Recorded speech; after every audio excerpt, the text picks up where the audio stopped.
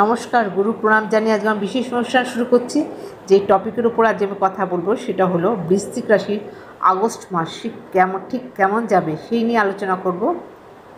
তার আগে গোচর বলবো, কতটা সাফল্য কতটা ব্যর্থতা বৃশ্চিক রাশির জন্য অপেক্ষা করছে সেই নিয়ে আলোচনা করব। গোচর বলবো 11 আগস্ট বুধ কর্কট রাশিতে মার্গী হবে। 17 আগস্ট রবি সিংহ রাশিতে প্রবেশ করবে। 21 আগস্ট শুক্র কর্কট রাশিতে প্রবেশ করবে। 30 আগস্ট বুধ সিংহ রাশিতে প্রবেশ করবে। শনি রয়েছে মীন রাশিতে, কুম্ভ রাশিতে রয়েছে রাহু, বৃহস্পতি রয়েছে মিথুন রাশিতে, সিংহ রাশিতে রয়েছে কেতু। এই হল প্ল্যানেটের পজিশন। বৃশ্চিক রাশি কথা বলার আগে দুবার চিন্তা করবেন, কোনো ধরনের কঠোর শব্দ প্রয়োগ করার আগে বিরত থাকবেন। মিষ্টি কথা দিয়ে কিন্তু আপনার কাজ হাসিল করতে পারবেন। কর্মক্ষেত্রে পরিবর্তনের ঘুরো করবেন না।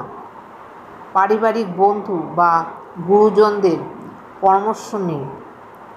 মাথার যন্ত্রণা বা মাথার কোনো সমস্যা আসতে পারে। কঠিন পরিশ্রমে আপনার পজিটিভ রেজাল্ট পাবেন এবং নাম সুনাম বৃদ্ধি হবে। কর্মক্ষেত্রে প্রতিযোগিতা বাড়বে, কনফিডেন্স লেভেল আপনাদের বৃদ্ধি পাবে।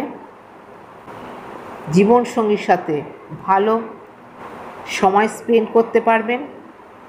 অর্থ বেরিয়ে যাওয়ার সম্ভাবনা থাকছে। নিজের পরিকল্পনা অনুযায়ী কাজ করুন, এতে মান সম্মান এবং আত্মবিশ্বাস বাড়বে।